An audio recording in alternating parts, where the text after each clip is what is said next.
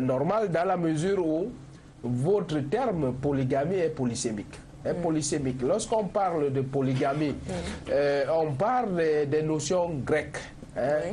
Polus, qui veut dire plusieurs, et gamos, qui veut dire mariage. C'est-à-dire qu'en fait, la polygamie, c'est le mariage d'une personne avec plusieurs autres. Et dans le terme polygamie, il y a deux notions presque voisines, mais qui signifient d'autres choses. Il y a ce qu'on a appelé la polyandrie, c'est-à-dire le fait qu'une femme ait plusieurs maris. Ça s'est déroulé dans le temps, ça s'est déroulé même dans nos sociétés traditionnelles, où on voyait des femmes d'une certaine capacité gérer toute une famille, généralement des frères, qui avaient pour seule femme, qui avaient une seule épouse, mais donc ils étaient tous les maris de cette épouse. Mais il y a la deuxième notion qui est beaucoup plus usitée et qui, en principe, s'est confondue à la polygamie, alors que c'est une autre notion, c'est la polygynie. La polygynie, justement, c'est le fait qu'un homme prenne plusieurs femmes. Et je disais à la dernière émission que la définition de polygamie peut prêter à confusion, puisque dans notre société aujourd'hui, surtout la société camerounaise, où on reconnaît comme forme de mariage, vous savez, le mariage, c'est là même l'unité d'une société, la cellule de la société, c'est la famille. Et la famille commence par l'union d'une personne avec une autre ou avec plusieurs. Donc, à ce niveau-là, comme je le disais, on peut se retrouver dans une situation où, reconnaissant la polygamie dans notre société, une femme puisse prétendre aussi se marier à plusieurs hommes. Et j'ai dit, ça ferait jurisprudence, dans la mesure où la polyandrie fait partie de la polygamie. Mais pour l'instant, ce n'est pas encore arrivé. Je n'encourage pas, mais je dis c'est une possibilité juridique. Alors, quand on a cette définition-là, on se demande maintenant, dans un foyer, qu'est-ce qu'un foyer polygame? Les sociétés ont de tout temps adopté plusieurs modes. Plusieurs modes au niveau de cette union des familles. Et notre société camerounaise a adopté deux formes. La forme monogamique et la forme polygamique, où le choix s'est fait au jour de la célébration du mariage. C'est-à-dire que vous optez pour l'un ou pour l'autre. Si vous optez pour la monogamie, ça veut dire que toute votre vie, en principe, cette union ne peut pas accepter une autre union. Si vous prenez une autre épouse, vous serez en face de la bigamie, condamné par le code pénal. Mais vous pouvez opter pour la polygamie. Et comme je le disais tout à l'heure, la polygynie étant celle qui est équivalente à la polygamie, peut-être à tort, peut-être à raison, je ne sais pas, vous pouvez donc prendre plusieurs épouses. Cela veut dire qu'au-delà d'une, vous pouvez prendre deux, trois, à l'infini, puisqu'il n'y a pas un nombre bien déterminé en fonction de vos capacités. Donc, en fait, voilà la définition de la polygamie. Mais si j'entre maintenant dans le thème qui voudrait qui nous demande, est-ce qu'on peut être heureux dans la polygamie? On va y arriver, hein, maître. Oui, mais avant d'y arriver, je voulais faire cette définition d'heureux. Il l'a évoqué tout à l'heure, mais il faut savoir que heureux ici qui s'oppose à malheureux, heureux ici qui est l'équivalent de bonheur, c'est de se demander si on peut avoir une satisfaction, si on peut avoir, on peut être équilibré dans un mariage polygamique. Est-ce que ça peut bien se passer? Parce que le bonheur n'est pas sur terre. C'est-à-dire que les gens ont l'impression que les événements qu'ils vont vivre, ils n'auront pas de malheur. Non. Mais est-ce que ce qu'ils auront ne sera pas un surpoids à cause de la polygamie? Est-ce que ce ne serait pas une bonne chose de rester dans la monogamie? Et même de ne même pas se marier? Donc, je crois que nous aurons l'occasion d'épiloguer longtemps là-dessus. Oui, Madame Chouala Zouri, elle a peut-être quelque chose à dire. Bon, enfin, je ne vais pas particulièrement ajouter quelque chose parce que je vais les rejoindre. C'est la définition basique de la polygamie qui voudrait que voilà, ce soit un conjoint pour plusieurs femmes. Et pour rejoindre effectivement le thème du jour, c'est c'est ça et pas autre chose, quoi. Voilà, donc c'est au fur et à mesure du débat qu'on va bien développer le terme heureux. Bien évidemment, on va revenir là-dessus. Voilà. À la base, l'objectif d'un couple qui se forme, c'est d'assurer le bonheur aux époux. D'ailleurs, la formule consacrée dans ce sens est « allez et vivez heureux ». Toutefois, l'observation des foyers dits polygamiques expose plusieurs problèmes. La gestion de l'héritage, les jalousies entre les femmes, les palabres entre les enfants et des affrontements divers. Voilà. Pourtant, c'est en toute liberté qu'on en prend la décision de prendre une deuxième femme, une troisième, voire une énième femme. D'où cette contradiction qui nous amène à poser la problématique suivante. Peut-on être heureux dans un foyer polygamique? Je vous propose de suivre la réaction de l'homme de la rue et on se retrouve juste après pour en parler. Le Vox Pop, c'est tout de suite. La polygamie en tant qu'adulte. Donc dans ce sens, je dirais, pas forcément parce que j'ai grandi ou que je suis né dans une famille polygamique, je dirais qu'on peut très bien s'adapter à la polygamie de ses parents. Et quand on parle de polygamie, bien sûr, il s'agit du mariage d'un homme avec plusieurs épouses, au moins 2 épouses. Donc dans ce cas, je dirais oui. Maintenant, il faut que les femmes, les épouses de l'homme puissent vivre en harmonie, s'entendre, chose qui, malheureusement, n'est plus tout à fait vérifiable de nos jours. Et j'embraye donc pour dire que dans ce cas, on ne peut pas être tout à fait heureux, puisque un homme qui vivrait une polygamie, je veux dire, pas tout à fait accepté par ses 2 épouses, forcément ne serait pas heureux, et les enfants non plus. Maintenant, c'est de savoir qui vit heureux dans la polygamie, les parents ou les enfants.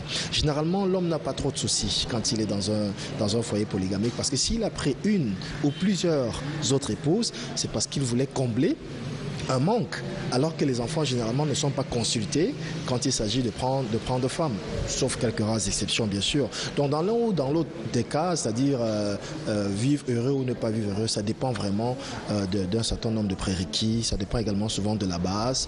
Il y en a qui dialoguent avec les enfants, on leur explique le pourquoi de leur désir de fonder un foyer polygamique et tout le reste. Donc, si le mari est bien organisé, bien discipliné dans la gestion de ses 2 ou 3 épouses, on peut être heureux. Bon, mais si on ne l'est pas, franchement, ce sera la catastrophe, on ne va pas vivre le bonheur. Donc ça dépend de comment on s'organise, comment on s'organise pour trouver le bonheur. Je suis né dans une famille de polygamie. Notre père nous a éduqués. Malheureusement, après sa mort, ça a été du désordre. Conséquence, je pense que un homme doit avoir une seule femme pour mieux résoudre ses problèmes. Parce que avoir plusieurs femmes, c'est se partager. C'est diviser sa vie en plusieurs vies. Dans un foyer polygamie, ça dépend des gens. Donc ils peuvent être heureux. Certains peuvent être heureux, d'autres ne le peuvent pas. Donc ça dépend de la naissance des gens.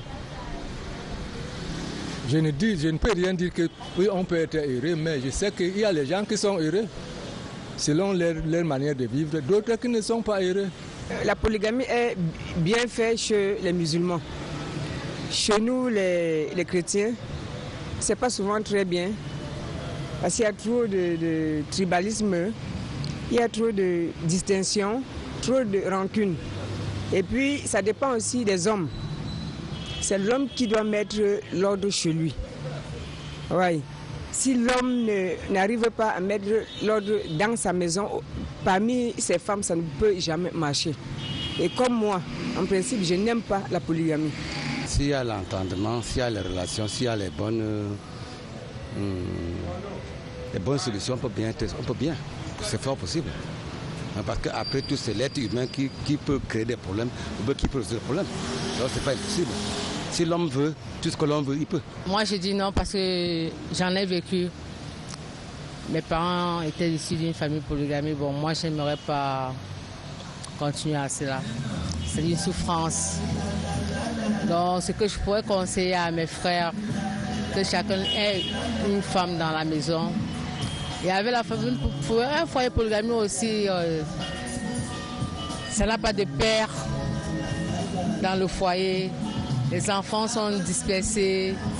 les coépouses ne s'entendent pas. Même si les coépouses s'entendent, dans le cas contraire, le mari ne tient pas. Ils aimeraient mettre cet homme par terre. Donc, moi, je n'aime pas la famille polygamie. Non, la polygamie n'est pas bien. Ça détruit les familles. Et être polygame, il faut avoir beaucoup d'argent. Non, je ne pense pas qu'on peut être heureuse dans un foyer polygamique. Parce qu'il y a trop de problèmes. Et comme il y aura les conflits entre les enfants, les épouses, ça ne peut pas manquer, quel qu'en soit le cas. À l'époque de nos grands-parents, c'était la chose souhaitée. D'autant plus qu'on disait très bien que ceux qui avaient plusieurs femmes avaient la possibilité d'avoir plusieurs enfants. Et il y avait donc en réserve une bonne réserve de main-d'œuvre. Aujourd'hui, vous savez bien que les choses ont beaucoup changé, ont beaucoup évolué. C'est tout le contraire. On a intérêt à avoir moins de bouches à nourrir parce qu'il y a moins de champs en ville dans notre contexte. Donc il est préférable pour nous d'avoir une seule femme plutôt que d'en avoir plusieurs parce que c'est source de beaucoup de problèmes.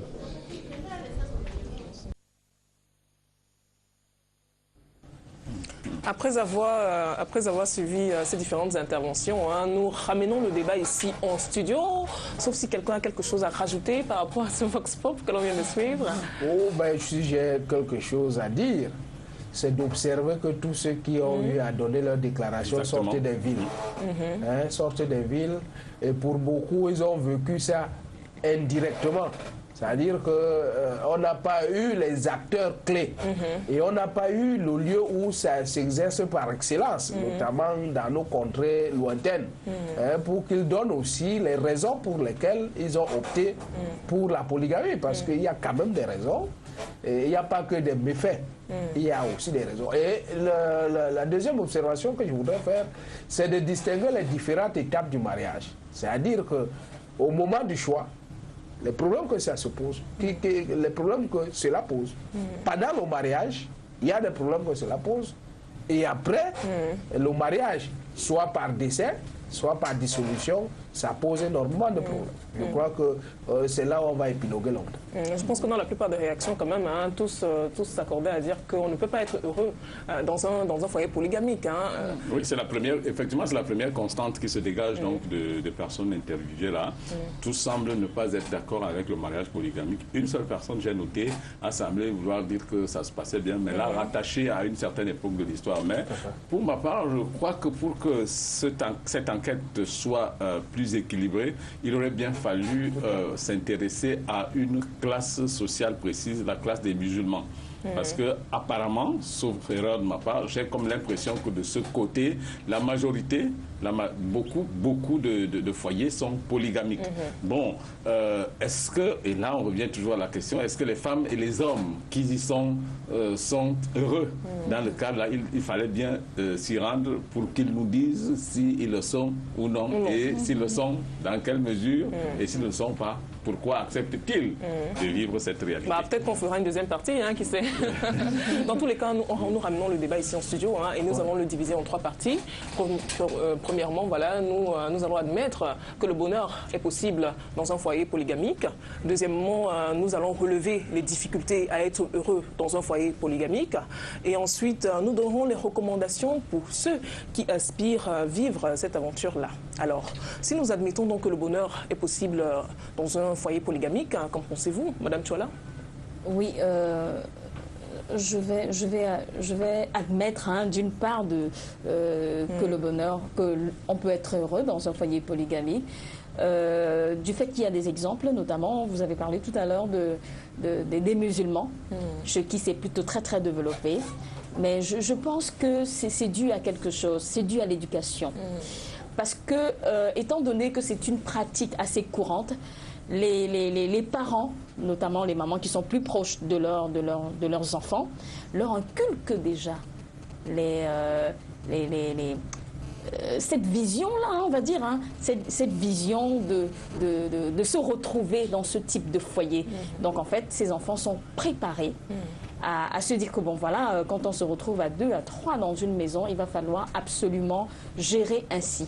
Alors, d'autre part, je pense que ça peut se faire et que cela dépend du mari. Parce que la réalité, c'est que c'est le chef de famille et c'est lui qui, dans sa gestion, peut encourager les femmes à vivre en harmonie. Parce que de toutes les façons, il ne faut pas non plus oublier qu'on vient tous des horizons différents. Donc on n'a pas forcément la même éducation, mais on est amené à vivre ensemble. Alors du coup, si le mari, qui est le chef de famille, n'assoit pas bien une bonne gestion, il peut avoir effectivement des clashs. Alors, heureux, oui, on a vu les exemples. Qui étaient très très développés il y a des années avec nos grands-parents et notamment nos aïeux. Qu'on était heureux, pourquoi? Parce que dans cette gestion, effectivement, il y avait l'avantage que naissent beaucoup d'enfants dans les foyers polygamiques. Alors, avec la naissance des enfants, ça fait forcément une main-d'œuvre conséquente. C'est qui allège le travail pour les épouses et le partage se fait en communauté. C'est-à-dire qu'on encourage plutôt du communisme et non de l'individualisme. Alors donc en fait, au finish, chacune trouvait son compte. Évidemment, l'homme est le plus heureux, c'est clair, mais chacune à son niveau trouvait son compte et son épanouissement. Donc on peut se dire que oui. C'est possible, voilà, c'est possible, puisqu'elles ne se plaignaient pas et elles encourageaient leurs filles aussi à valider ce type de mariage. Voilà. Monsieur Soumou. Non, je vais prendre au bon, Madame Chouala, pour dire que le fait que ces femmes se taisent ne veut pas forcément dire qu'elles sont heureuses, c'est tout simplement relatif. Ça peut être qu'elles se taisent parce qu'elles n'ont pas le choix. Elles ne peuvent pas parler. Bon, mais oui, le fait qu'elles encouragent leurs filles à aller dans des foyers polygamiques, ça veut forcément dire qu'elles y ont trouvé leur bonheur. Sinon, elles n'inciteraient pas leurs enfants, leurs propres enfants à aller dans ces foyers. C'est possible, nous allons y revenir. Bon, mais je voudrais pour être dans la logique de votre débat, de votre découpage de votre débat, pour répondre à la question, ou bien pour corroborer l'affirmation selon laquelle le bonheur est possible dans un foyer polygamique. Je dis, quelqu'un disait, il n'y a pas de bonheur à vivre heureux tout seul. Ce qui stipule que l'être humain par essence est un être de société. Quand on dit que vous êtes un être de société, l'affirmation de cette nature d'être de société, c'est la possibilité de vivre avec les autres, en communauté, dans le sens du partage. Alors, la plus grande façon de démontrer qu'on est un être humain, donc qu'on peut vivre en société, c'est accepter de tout partager, y compris le partage de l'homme. Alors, pour moi, ces femmes qui acceptent de partager un homme démontrent par cela qu'elles sont des êtres humains, donc des personnes amenées à vivre en société et partager tout.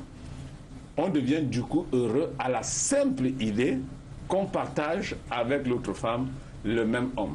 Ce qui met de côté naturellement le sentiment d'individualisme, le sentiment d'égoïsme, parce qu'en réalité, vous voyez, lorsque l'on vient, si on nous amène un plat de nourriture, si on le dépose, nous serons très heureux.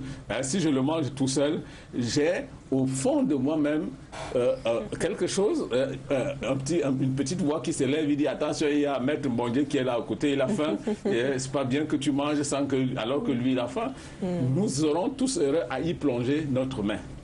Donc cette forme de communautarisme qui s'instaure dans le partage du matériel peut l'être également dans le partage du sentiment et laisser les êtres complètement épanouis. Et d'ailleurs, lorsqu'on se partage le même homme, on a le sentiment de sécurité. Il y a le sentiment de sécurité. C'est-à-dire que les femmes qui partagent un homme ont au moins l'assurance que cette femme, à deux, elles se sont mises ensemble. Je maîtrise l'autre femme, je sais que nous nous maîtrisons. Il y a très peu de chances pour que notre homme fasse un détour vers une autre femme, une troisième femme. Dans tous les cas, nous mettant ensemble, nous verrons bien comment on ne va pas suffisamment encercler cet homme pour qu'il ne puisse pas aller ailleurs. Donc il y a ce sentiment de sécurité qui s'installe. Ensuite, être heureux dans un mariage polygamique, c'est la deuxième chose que je dis, créer ce qu'on appelle un environnement concurrentiel qui crée justement la possibilité au niveau des enfants, de vivre une certaine concurrence, de vivre la société dans sa généralité. Et vous allez le voir, les enfants qui sont issus en général des foyers polygamiques sont extrêmement armés pour faire face aux aléas de la société, surtout à l'environnement concurrentiel qu'ils rencontrent plus tard. Ils sont déjà accoutumés à la compétition à l'intérieur de la maison et du coup, quand elle arrive à l'extérieur, il ne pose plus de problème. Et la troisième et dernière chose que je voudrais dire concerne les femmes.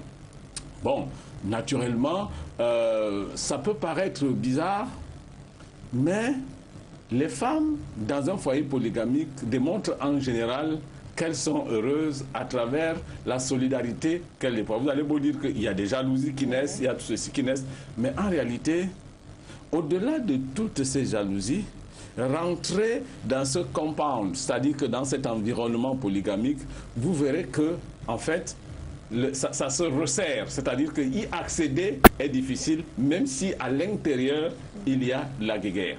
Donc, en fait, c'est comme pour dire, nous sommes bien là où nous sommes, voilà, c'est bon. Donc, pour moi, je pense qu'il y a, au regard de ce que je viens de dire, il y a des possibilités pour que dans le cas d'un foyer polygamique, que l'homme soit déjà heureux, parce qu'en fait, l'homme est déjà heureux. L'homme, lui, il est déjà heureux parce que n'importe quel homme aimerait éviter le fait de sortir de la maison pour aller chercher quelque chose dehors. Mais tant qu'on peut trouver ce qu'on veut à la maison, ben on est là. Mais pourquoi vous voulez le bonheur, il est où il est là? En fait, les femmes aussi, selon ce que vous avez expliqué, les femmes aussi sont heureuses. Elles sont heureuses, le gars, il est là, il est encerclé, les enfants, tout le monde est là, on est heureux. Oui. Voilà. J'aimerais avoir l'avis de Maître Bondieu aussi. Oui, je crois qu'il faudrait que j'aborde peut-être cet aspect sous deux angles. Le premier angle que je veux prendre, c'est sur la nécessité même de la polygamie. La nécessité, parce que chaque être humain qui naît voudrait être heureux. Et le deuxième angle, il me semble, je vais l'investiguer sur les effets personnels, c'est-à-dire que sur les époux eux-mêmes et les enfants, et sur l'effet patrimonial, donc de tout ce qu'ils vont rencontrer. D'abord sur la nécessité de la polygamie pour tous. Il faut se dire qu'il y a plus de femmes que d'hommes. Il y a, excusez du peu, ça fait rire, mais c'est les chiffres à l'appui. Vous savez que pour la petite enfance, par exemple, beaucoup de garçons meurent plus que des filles. Parce que les filles ont un système immunitaire beaucoup plus développé face aux maladies que les garçons. Vous savez qu'au cours de la vie, les garçons sont plus exposés, même les adultes, il y a les guerres, il y a les maladies, etc. La femme a beaucoup plus de résistance. Et regardez partout autour de vous, vous verrez qu'il y a plus de veuves que de veufs. Cela suppose et cela indique clairement qu'il y a plus de femmes. Et chaque femme aimerait, pour sa stabilité, pour son honneur, pour sa chasteté, avoir un mari. Cela suppose donc que si on fait le ratio dans le mariage, il y aura des femmes qui ne vont pas trouver de mari, pas parce qu'elles ne veulent pas se marier, mais parce qu'il n'y a pas de mari. Conséquence, soit on devient une femme publique, parce qu'il y a des besoins à satisfaire, on voudrait aussi avoir un enfant, on voudrait aussi vivre quelque part, soit on s'accroche au mari d'autrui, d'où le phénomène des maîtresses. Et cela amène justement, moi je pense que nos sociétés comme la société camerounaise qui a opté effectivement pour la monogamie et la polygamie, a essayé d'apporter ou de résoudre ce problème. Mais ici, que le choix de chacun soit exprimé de manière libérale, pas imposée. Maintenant, si on entre à l'intérieur de la polygamie, il y a des aspects positifs. Les aspects positifs sur le plan personnel. Je prends le cas du mari. Le cas du mari, il a ici une disponibilité sexuelle variée. Vous savez que la femme a des périodes, pas seulement des périodes officielles connues, pas des périodes seulement connues, mais a des états d'âme qui font de telle sorte que l'homme, à ce moment-là, elle devient comme le lion. Et l'homme, à ce moment-là, est toujours rejeté. À tort ou à raison, et ça l'offustre. Alors que s'il est dans un foyer polygamique, le moment du désordre, enfin pas le désordre, mais le moment d'indisponibilité de l'autre, il y a une autre qui peut satisfaire. Assurer le relais. Assurer le relais. Je ne vais pas vous couper la parole à Maître Bondier, mais j'ai comme l'impression que vous êtes un peu égoïste sur ce plateau quand même. Non, mais laissez-moi développer. J'ai comme l'impression. Je vais arriver. Plus à vous les hommes. Ce n'est pas l'aspect. J'ai parlé de l'aspect des hommes. Pour vous les hommes dans un foyer. J'ai parlé des aspects des hommes. Dans ce cadre-là, il y a d'autres aspects. L'homme, effectivement, fait rentrer beaucoup de ressources en ayant beaucoup de femmes. Et vous savez que le contexte communautaire qui était avant, qui faisait même de la femme un bien de la communauté, permettait à la femme d'apporter plus. Et l'homme, à ce moment-là, si vous regardez un peu dans certains contextes, vous verrez que beaucoup d'hommes ne travaillent pas. Le travail, même le plus grand travail, était fait par les femmes. Les hommes organisaient, chassaient, faisaient des guerres, discutaient, mais beaucoup de travaux champêtres et autres, les femmes y étaient mêlées à 100%. Donc l'homme avait une satisfaction. Mais seulement, celui qui s'engageait dans la polygamie était le plus souvent, soit parce qu'il était riche, soit parce qu'il était puissant, chef, grand guerrier. Il fallait l'admiration. Même aujourd'hui, quand les jeunes filles voient Maître Bondier, non, voient quelqu'un de... Bon, sur le plan de la femme, sur le plan de la femme, il faut savoir que quand vous êtes seul dans un foyer, vous avez plus d'obligations. Il faut concourir pour donner à manger à votre époux. Il faut entretenir les enfants. Parfois, si vous avez une autre occupation, il faut courir vers ces occupations-là. Alors que si vous êtes nombreuses dans le foyer, il y a ce qu'on appelle la répartition des tâches. D'abord, la répartition sur l'éducation des enfants. Chacune participe, vous savez, chaque être a ses qualités et ses défauts.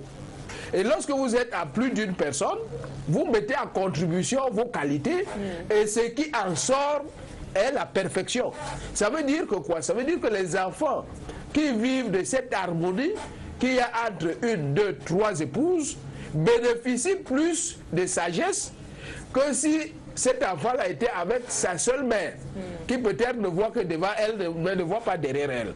Et sur le plan des tâches domestiques, je l'ai dit tout à l'heure, ça apporte aussi un plus. Vous vous reposez. Peut-être l'autre va préparer le lundi, pendant que celle-là se repose, et le mardi, elle prépare aussi, l'autre se repose. Donc sur le plan de la répartition des tâches, les femmes aussi en bénéficient. Et j'ai dit, comme je l'ai indiqué à Loré, les femmes aussi entrent dans le mariage parce qu'effectivement, il y a cette possibilité de partager un homme pour trois. Maintenant, pour les enfants, je l'ai indiqué tout à l'heure, les enfants apprennent beaucoup de choses, ils sont choyés et ensuite, ils ne sont pas délaissés pendant que maman fait la cuisine, l'enfant est peut-être en train de manger de la terre, etc. etc. Sur le plan patrimonial, vous savez que quand on s'assoit à 2, 3, 4 pour réfléchir, ça donne plus de produits que quand on n'est qu'à 2. Ça veut dire que le concours de 2 femmes, de 3 femmes avec leur mari est plus productif. Mais je chute en disant que tout cela doit être fait dans le sens de la communauté, de l'amour. Et pour dire, comme elle disait que c'est les musulmans, il faut savoir que chez les musulmans, le Coran prévoit la possibilité d'avoir jusqu'à 4 femmes. Mais en même temps, elle dit que si vous n'avez pas la capacité d'aimer les 4 femmes à égalité, mieux vaut avoir qu'une seule femme. Tout à fait. Donc, le Coran a préparé déjà le terrain. Si vous avez 2, 3 femmes, il faudrait que vous soyez dans la capacité de les amener à un amour parfait qui fait de telle sorte que les jalousies, les égoïsmes, la personnification ne viennent pas détruire votre ménage. Et à ce titre-là, la polygamie est une bonne chose. Voilà. C'est vrai que jusqu'ici, Madame Chola. Alors, si vous permettez, Audrey, je voudrais quand même relever quelque chose ici, au sortir des propos de Maître Bondier. Tout à fait. Parce que je suis quand même un peu mal à l'aise de me rendre compte, une fois de plus, que tout est orienté et même encouragé par la société pour que dans tout ce qui est fait, l'homme, loin d'être féministe bien sûr, que ce soit à l'avantage de l'homme. Tout à l'heure, il a dit il y a plus de femmes. Je ne conteste pas, les statistiques sont claires. Cependant, on a le sentiment dans son développement que c'est à l'avantage des femmes qu'on les prend enfin quand les épouse de manière nombreuse, quand les prennent en noces, première, deuxième, troisième noces dans un foyer. Alors, pourtant, en réalité, c'est l'homme qui en profite parce que, comme il a dit tantôt, le choix, il a le choix multiple de satisfaction sexuelle. Voilà. Alors, je ne sais pas si, dans le cadre, effectivement, de cette polygamie, les intérêts ne devraient pas être plutôt orientés vers les deux. Pourquoi il faille toujours que dans la société, tout soit orienté à l'avantage de l'homme. Que l'homme soit avantagé. Est-ce que la femme, à un moment donné, ne peut pas aussi avoir de besoins sexuels et que l'homme ne soit pas disponible en ce moment qu'on le lui accorde d'aller voir ailleurs? Non, ce sera le sacrilège. Voilà. Donc, une fois de plus, c'est la suprématie de l'homme qui est assise ici. Et sa position en tant que décideur. Et en fait, l'homme a droit à avoir plusieurs épouses, mais le cas contraire serait choquant, serait monsieur Madame serait choquant, c'est vrai. Madame Chouala, j'ai souvent parlé de position féministe et une fois de plus, vous m'en donnez la preuve. Vous vous interrogez là sur les fondements même de l'existence de la société et c'est absolument grave. Vous raisonnez comme si à un moment donné, des hommes se sont réunis et on dit qu'est-ce que nous devons faire comme règle de la société pour que l'homme soit heureux. Non, il n'a jamais été question. La loi de la société est faite dans le sens de rendre l'homme et la femme heureux. Maintenant, les contingences, les aléas de la société ont fait que certaines situations s'imposent par elles-mêmes. Vous avez parlé du problème démographique. C'est une réalité. Des hommes ne se sont pas assis pour dire il faut que des femmes n'accouchent que des femmes. C'est vous-même les femmes qui avez accouché beaucoup de femmes et qui finalement avaient créé ce déséquilibre. Et c'est l'homme qui donne le sexe. Aujourd'hui, je vais vous dire, statistiquement, moins de 10% au Cameroun, on a moins de 10% de foyers polygamiques. Mais en réalité, lorsqu'on regarde, ça c'est la polygamie au plan formel, c'est-à-dire que c'est des mariages légaux.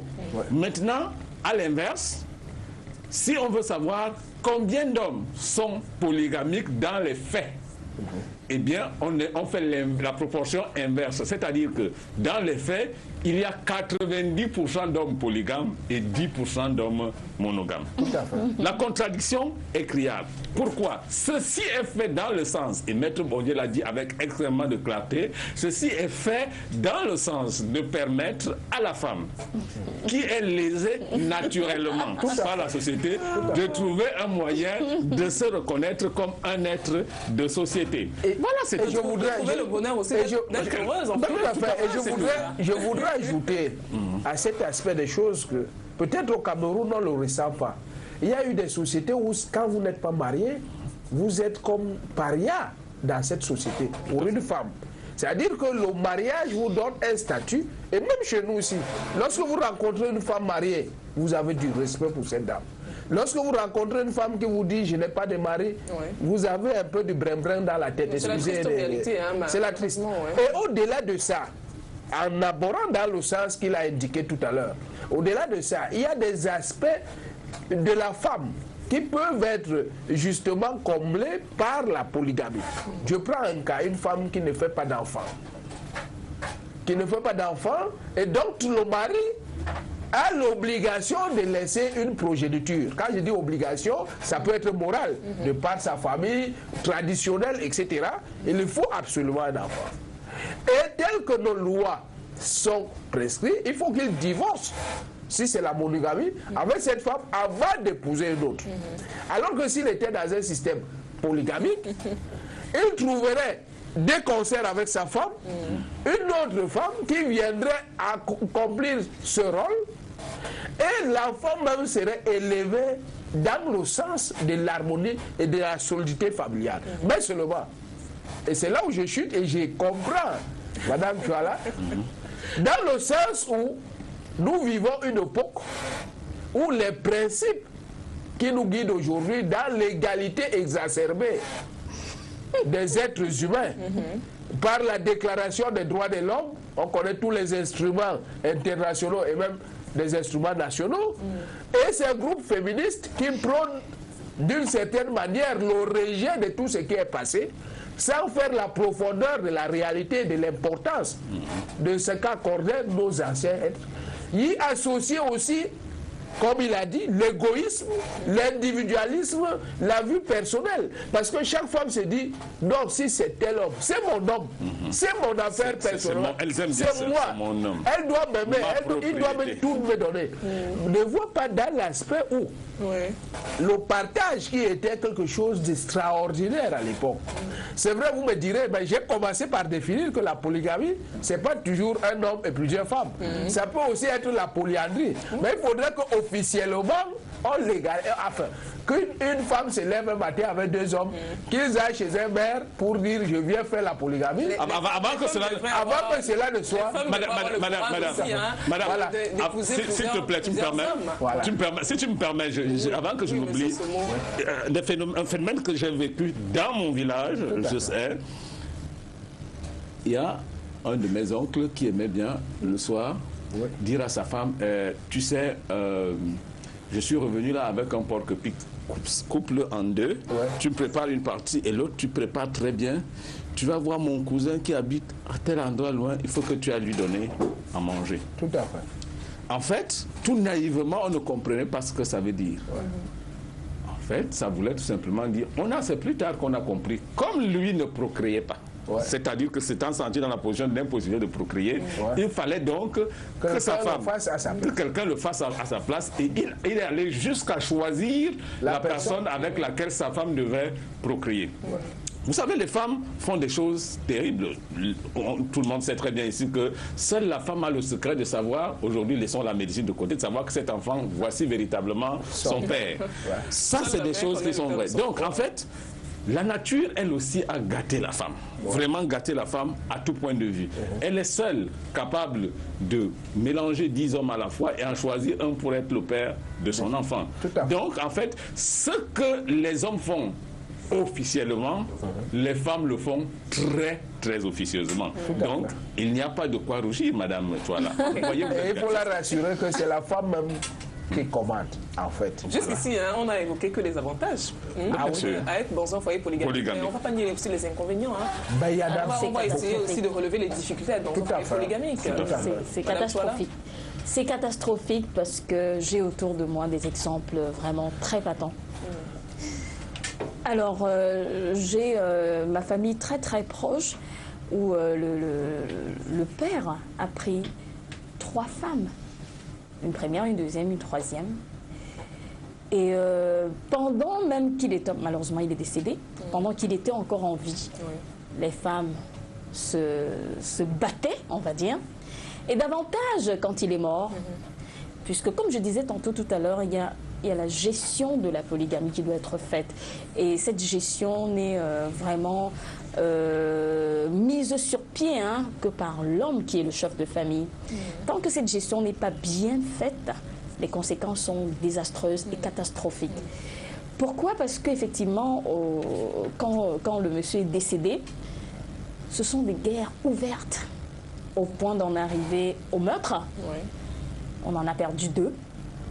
Et moi-même, j'ai été victime d'une agression parce que effectivement, toujours dans le même sens, des discussions, de partage de biens. Bref, si vous voulez, c'est la catastrophe. C'est le déchirement. Aucun enfant du premier lit ou alors du deuxième ou alors du troisième lit ne s'entend, ne se comprend. C'est-à-dire, c'est désastreux. Vraiment, c'est désastreux. À regarder cet exemple, je m'insurgerais vraiment contre la polygamie. Et autre chose, c'est que avant d'entrer dans le mariage, qu'il soit monogamique ou alors polygamique, le choix se fait entre 2 personnes. Alors, ces 2 personnes, en fait, font le choix d'une vie. Cependant, on ne tient pas compte de l'impact psychologique. Par exemple, pour le cas de la polygamie, que ça peut entraîner chez la femme qui, à tout moment, peut s'attendre à chaque fois qu'il y a peut-être eu un problème entre les 2 époux, que chaque fois que le monsieur franchit le seuil de la porte, vienne avec une autre femme. Parce qu'autour de soi, les exemples sont vraiment désastreux. On vit avec, on vit dans cet état d'esprit qui malheureusement ne peut pas procurer du bonheur. Donc franchement, c'est déplorable parce qu'on peut faire autrement. D'accord, on a dit tout à l'heure qu'il y a un problème de démographie.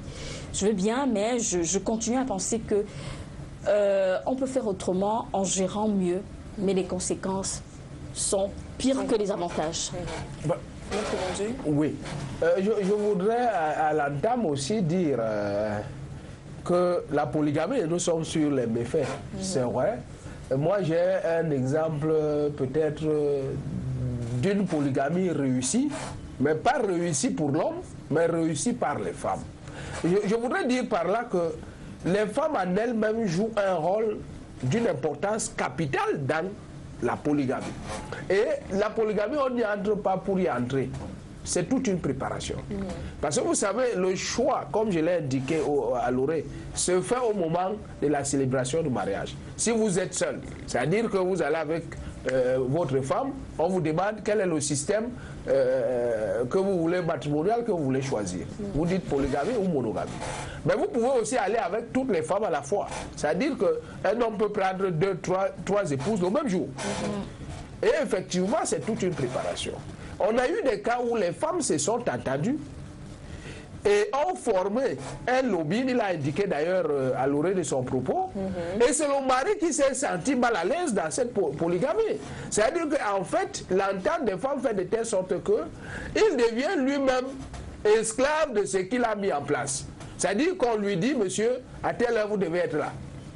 Vous devez manger ceci, vous devez faire telle chose. Si vous êtes chez telle femme aujourd'hui, moi je suis Diane, tu es avec moi aujourd'hui, demain tu es avec Jacobine, etc. Elle s'organise. De telle sorte que vous-même, le mari, vous vous sentez plutôt mal à l'aise.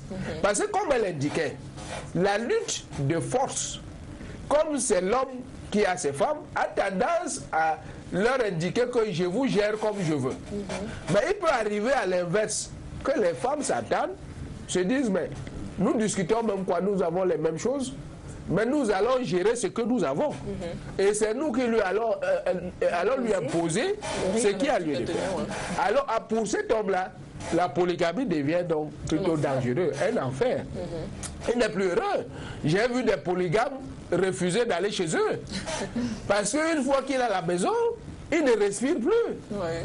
On lui impose des dictates.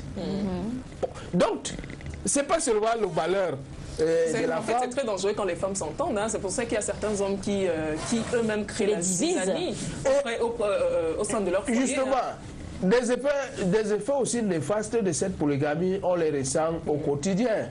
C'est-à-dire qu'il y a des hommes, comme vous voulez qu'on parle des hommes, qui arrivent un matin, il veut manger bien sa nourriture, qui a été faite par la première, mais la seconde estime que vraiment ça ne vaut pas la peine, ajoute le sel en dehors que l'autre le sache. Il se retrouve dans une situation où cette nourriture-là même n'arrive pas à manger, il est maltraité, etc. etc. Beaucoup de conspiration. Beaucoup de conspiration. Et vous savez, la conspiration qui est faite par plusieurs personnes contre une seule, vous avez beaucoup de chances de mourir. Et je vais vous dire que beaucoup d'hommes aussi meurent dans ces polygamies. Parce que l'excès de jalousie peut amener une personne à réagir. On vous donne une nourriture bien faite, alors qu'au fond, on en a marre de ce que vous n'avez d'œil que pour une seule. Et on dit que nous deux, nous allons perdre. Vous connaissez la célèbre chanson. Est-ce qu'on découpe? Est-ce qu'on ne découpe pas? Est-ce qu'on prend? C'est vous qui chantez souvent. Donc c'est des réalités qui sont vécues dans le foyer polygamique. Oui, M. Oscar avait 6 femmes. 6 femmes pour tout dire. Et nous sommes un soir comme ça, je suis retrouvé sur la table de M. Oscar. Et j'ai trouvé 12 assiettes. Les 12 assiettes correspondaient à 2 assiettes par femme. Alors M. Oscar vient le soir. Il ouvre, il a d'abord le devoir d'ouvrir tout. Et lorsqu'il ouvre tout, il y a une des épouses qui vient d'un coin et vient s'asseoir. En fait, elle vient se rassurer que M. Oscar va manger de sa nourriture. En même temps, un enfant tousse quelque part là, et se met à pleurer et vient en courant dire l'autre m'a tapé. C'est juste un prétexte pour qu'il vienne parce qu'il sait que papa ne peut pas finir toute la nourriture qu'il a. Alors, comme le premier enfant s'est levé, M. Oscar a oublié de réveiller tous les enfants parce que quelque part, telle femme risque de penser, ah, quand tu reviens, tu manges seulement avec les enfants de l'autre et les miens ne mangent pas. Toutes les femmes se réveillent aussi. Chaque femme vient se rassurer que M. Oscar a mangé de sa nourriture. Vous savez ce qui s'est passé chez M. Oscar? Non, tous les enfants sont montés sur la table, ont tout mangé. M. Oscar n'a pas mangé. Parce qu'en fait, chaque enfant est venu à manger la nourriture de sa mère et puis, paf, M. Oscar a dormi affamé. Nous, étrangers qui étions, n'avons même pas eu l'occasion d'enlever un morceau. C'était compliqué. C'est dire tout le malheur qu'il y a chez les polygames. Non, nous n'allons pas nous dédire en disant d'un côté la polygamie c'est bien et de l'autre la polygamie ce n'est pas bien. Exactement. Oui, avant Maître Moïse, je voudrais simplement dire que en réalité, tout dépend. Tout dépend des débuts, des objectifs qu'on se fixe au moment où on décide de prendre polygamie. Bon, alors, en fait, il y a à la base de la polygamie probablement, comme beaucoup de gens disent, l'insatisfaction sexuelle. C'est-à-dire qu'apparemment, lorsque sexuellement, on ne parvient pas à trouver ce qu'on recherche dans la maison, on essaie d'aller tenter à côté. Ça, c'est un des cas. On essaie d'aller tenter à côté. Comme c'est bon, on dit tant à faire, pourquoi est-ce qu'on ne prendrait pas, on mettrait dans la maison une fois, ainsi de suite. Surtout que pour les hommes, vous avez l'habitude de dire qu'on ne mange pas la même viande tous les jours. Exactement. Bon, après, ça continue, puis une troisième, et finalement, on se retrouve avec une foule de femmes. Finalement, on est satisfaite vis-à-vis de personnes, et puis on continue, on continue. Non. La polygamie a tout son drame dans le cœur des femmes qui la vivent. C'est-à-dire que, pour rien au monde, aucune femme ne peut supporter, même si elle peut le faire de face, ne peut supporter, lorsqu'elle se rappelle des moments juteux, des moments intéressants qu'elle passe dans les bras de son mari, à l'idée de voir ce mari rentrer dans la chambre d'à côté pour aller faire vivre à quelqu'un d'autre exactement ce qu'elle-même elle a vécu. C'est des moments de déchirement incroyables. C'est à ce moment précis que les femmes façonnent tout. C'est-à-dire que les plans machiavéliques qu'elles mettent sur pied pour arriver à la conclusion que Maître Mondier disait tout à l'heure, c'est-à-dire tant à faire, on perd tous. Tout le monde perd. C'est à ce moment précis. D'autres ont adopté la politique qui consiste à aller loger une femme à Bali, une autre à Boladi, bon, une autre à Bassa, ainsi de suite. Mais jusque-là, lorsque la nuit est tombée et que la femme n'a pas vu son mari entrer, la question qu'il se pose, c'est sûrement il est de l'autre côté. Il s'imagine donc son mari assis au salon avec la serviette autour des reins et puis avec un bon plat de nourriture et la femme assise en train de lui masser les épaules. Et à cette idée, c'est dramatique pour les femmes. Aucune femme ne supporte ça. Mais c'est des choses auxquelles on est préparé quand même quand on accepte d'aller dans un foyer, dans un foyer polygamique. J'aimerais qu'on s'accentue un peu sur les difficultés pour les enfants aussi à vivre au sein d'un foyer polygamique. Parce que jusqu'ici, on n'a parlé que des femmes, que des hommes. Et pour les enfants, quelles sont les difficultés pour les enfants de vivre au sein d'un foyer polygamique? Justement, j'allais aborder en commençant par la fin de mon ami sur les différents foyers éparpillés dans la ville où les gens croient que c'est la meilleure polygamie. Non. Parce que lorsque vous n'êtes pas là, vous ne savez pas ce qui se déroule derrière vous. Et ça peut être source de déstabilisation aussi. Quand vous allez revenir, si on a eu plus de miel de l'autre côté, c'est sûr qu'on va vous créer tous les problèmes. Non. Au sein de ces foyers polygamiques, le drame commence même par les enfants.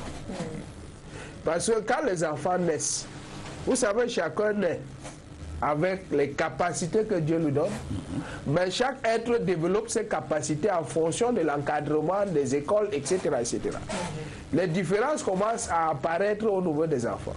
Tel enfant est plus intelligent que l'autre. Tel enfant est plus rapproché de son père que l'autre. Ou bien le père joue beaucoup plus avec tel enfant, l'autre femme dit non, tu ne joues pas avec mes enfants. Alors que le lien, parfois il y a des enfants qui n'aiment pas jouer, il y a d'autres qui aiment approcher le père, qui font de telle sorte que chaque femme maintenant voit ses enfants en termes de positionnement. Il faut que ce soit mes seuls enfants qui soient plus intelligents. Il faut que ce soit mes seuls enfants que le mari aime. Et il faut que ce soit mes seuls enfants qui occupent l'espace. La concurrence entre les femmes et l'éducation sauvage. Il va faire de telle sorte que les déclarations que vous avez suivies dans le Vox Pop tout à l'heure, pour ceux qui ont vécu la polygamie, parfois c'est ce que je peux dire, le lavage des cerveaux de leur mère qui leur fait haïr la polygamie. C'est-à-dire que les mamans leur donnent des notions qui font de telle sorte qu'elles se rendent malheureuses, même pour des situations qu'elles-mêmes ont créées. Oui. Elles pleurent tout le temps, alors qu'on ne l'a pas tapé.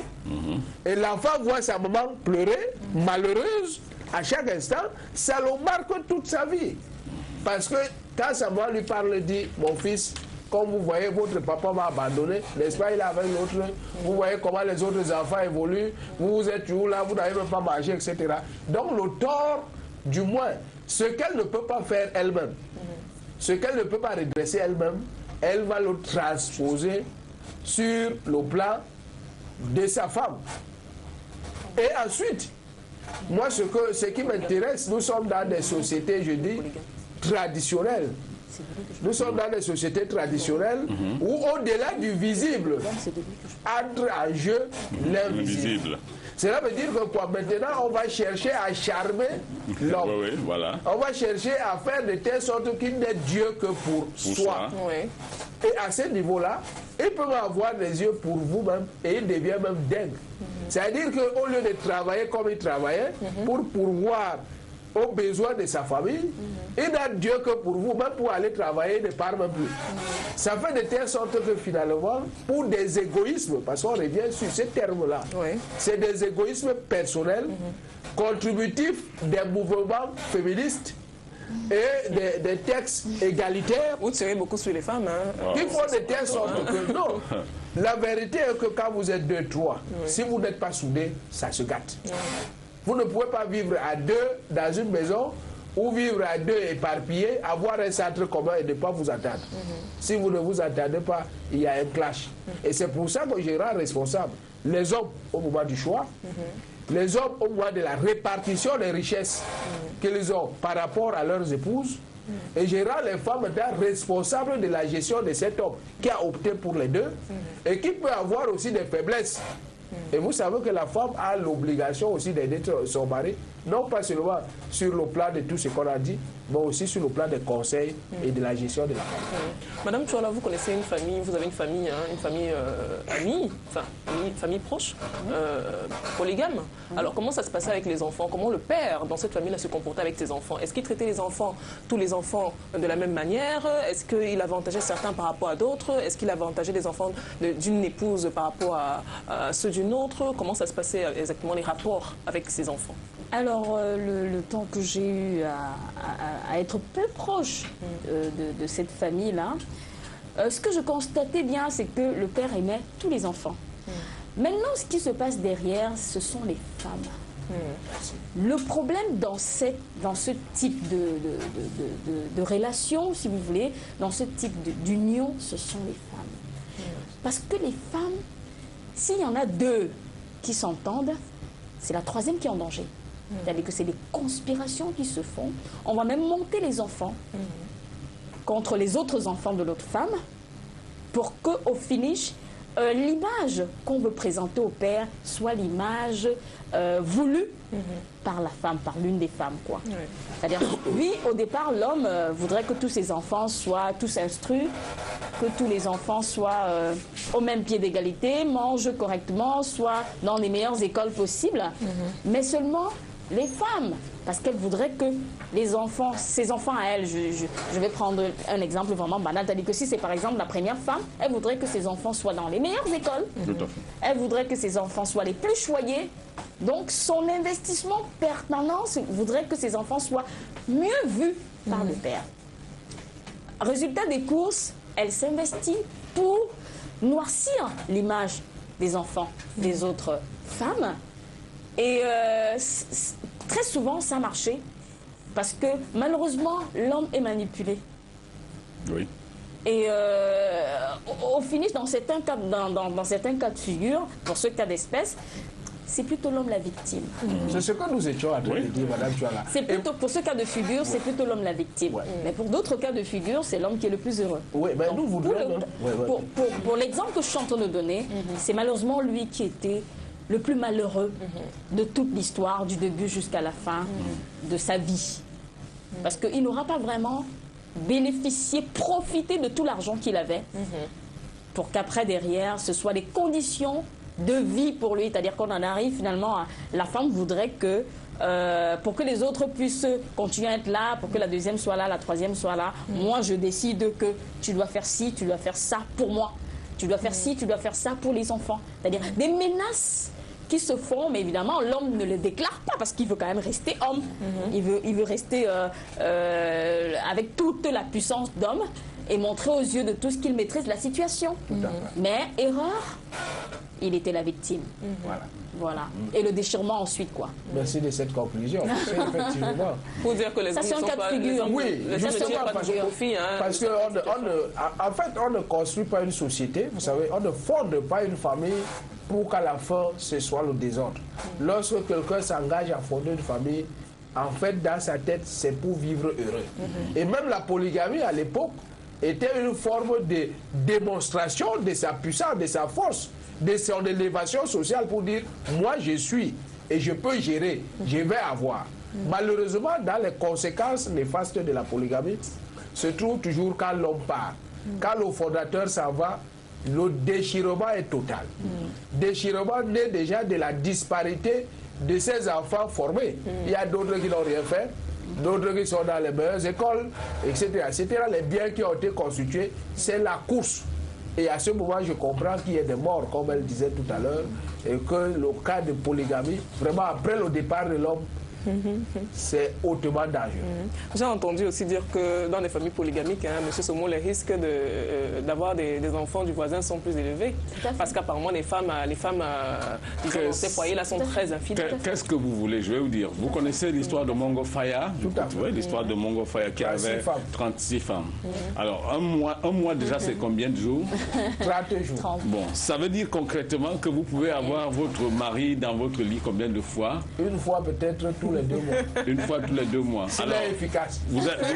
S'il est vraiment efficace, ça veut dire que dans des conditions, il fonctionnerait tous les jours. Tous les jours, c'est bon. Ça. Alors, et comme ce n'est pas possible, ça devient compliqué. Ça veut dire que voilà des femmes qui ont une femme dans le lit une fois tous les 3 mois. Attends, c'est des morceaux de bois ou bien c'est, comme elles aiment à le dire, elles sont des morceaux de bois ou bien des êtres normalement constitués. Non, logiquement, il faut des sapeurs-pompiers, il faut des gens pour faire le travail.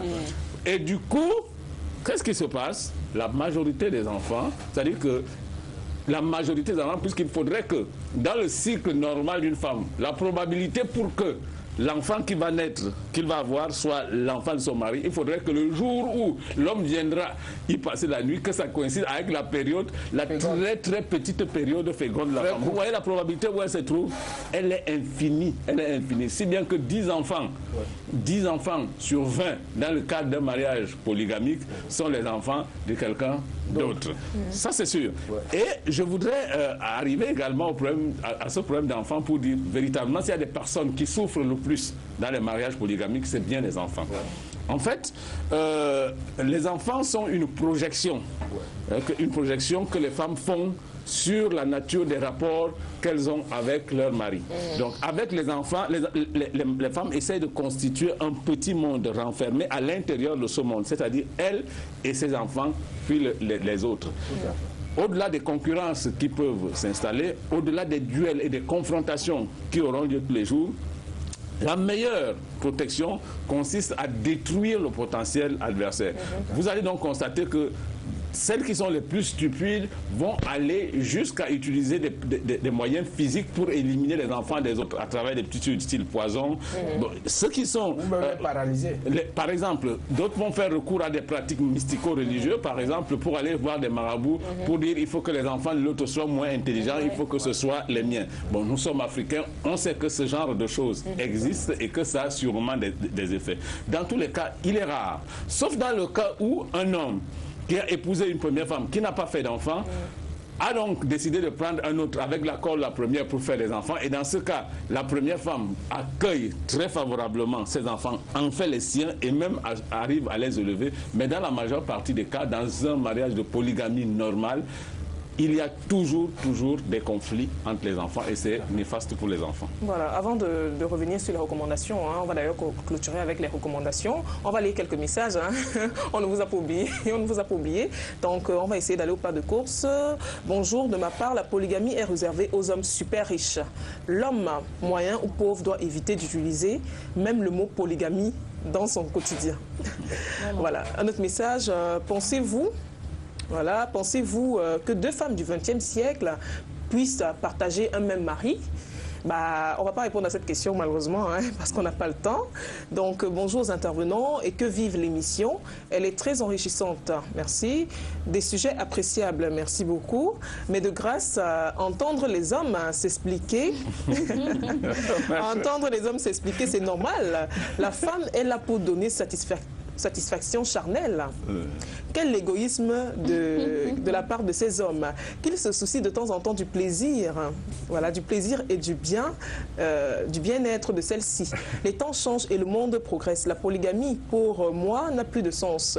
Angelo Matar, de l'instruction de la santé des armées, à Paris. Je suis content que ce soit un homme qui envoie ce message. Voilà. Il y a des hommes féministes. Voilà. C'est un homme féministe. Hein, La polygamie est un machin créé par Satan pour détruire l'identité originale du mariage. Peter, depuis Lumumbashi. Voilà. Bonjour à vous. Je pense que si on est dans le mariage, pour le statut de marié, on est bon, bonjour à vous, voilà, on va lire ce message. Je pense que si l'on est dans le mariage pour le statut de marié, on est parce que l'on veut l'âme sœur, on peut prétendre d'être heureux. Florette depuis Molundo, voilà. Non, c'est impossible de vivre heureux dans la polygamie. C'est la pire des choses qui puissent exister dans le monde. Je suis d'accord avec vous tous, mais Madame Tchola est trop féministe. Disons ce que nous vivons pour aider ceux qui sont dans cette situation. Madame Boucharli depuis Tibati. C'est Jean-Pierre. Je crois que la loi matrimoniale demande à un polygame de séparer les biens de chaque femme, c'est-à-dire la maison, les biens, etc. Ceci pour éviter le problème, le fait de mélanger les biens Ceci pour éviter les problèmes. Voilà. Le fait de mélanger les biens entraîne des problèmes. C'est un délit aux yeux de la loi. Vous confirmez, monsieur Maître Bondier? Pas du tout. C'est tout un domaine. Il n'y a pas de temps pour lui expliquer. Mais il y a ce qu'on appelle le régime matrimonial où le choix s'est fait soit dans la séparation des biens, soit dans la communauté des biens. Quand vous choisissez l'un de ces régimes, on vous applique les effets de ces régimes. Voilà. Raoul, depuis le Bénin, un homme sérieux n'est jamais polygame. La polygamie est un signe d'échec et de désordre. Voilà. Merci pour l'émission. Juste vous rappeler que on peut bel et bien vivre heureux dans la polygamie. Celle-ci est le propre de l'Africain. DDP depuis Baganté. Je suis Aminata Ndiaye du Sénégal, dans la région de Tabankouda. Votre émission est très intéressante. Je vous encourage. Bon week-end. Merci beaucoup. Bon week-end à vous aussi. Statistiquement, voilà, parlant, il y a 52% de femmes au Cameroun. Donc la polygamie est une nécessité pour diminuer le taux de prostitution au Cameroun. René, secrétaire d'état civil, je crois qu'il vous rejoint, hein, un peu le maître Bondier. Surtout qu'il est bien placé, secrétaire d'état civil. Il sait de quoi il parle. Non, on ne peut pas vivre heureux dans un foyer polygamique pour la simple raison que l'homme ne pense qu'à son ego. On n'épouse pas les cœurs, c'est-à-dire...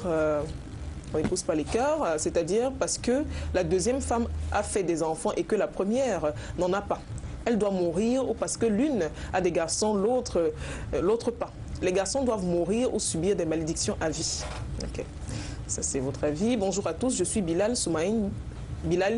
Voilà, j'espère que je vais écorcher le nom, depuis Bangui, en RCA. Je continue toujours de jeter des fleurs sur cette émission et bravo à Maître Bondier pour ses fameuses explications sur le thème du jour. Merci pour lui, c'est notre devoir. Voilà, salut à vous en studio. On peut vivre heureux dans le seul cas où la première femme qui va doter la deuxième, là, elle se sent plus en sécurité. Bon. Salut à vous en studio. On peut vivre heureux dans le seul cas où c'est la première femme, voilà, qui va doter la deuxième. Là, elle se sent plus en sécurité. Voilà. Christelle depuis Samba. Voilà. On choisit un homme pour soi. Les enfants sont les fruits d'un plaisir. Je ne sais pas ce que ça veut dire. Bonjour le plateau, je suis vraiment d'accord avec Maître. C'est juste un problème d'organisation. Étienne Alex, depuis Dizangue. Maître Bondje a raison. Je me nomme Ricardo Salvarez. Vous avez beaucoup de fans. Cet après-midi. Ça fait plaisir.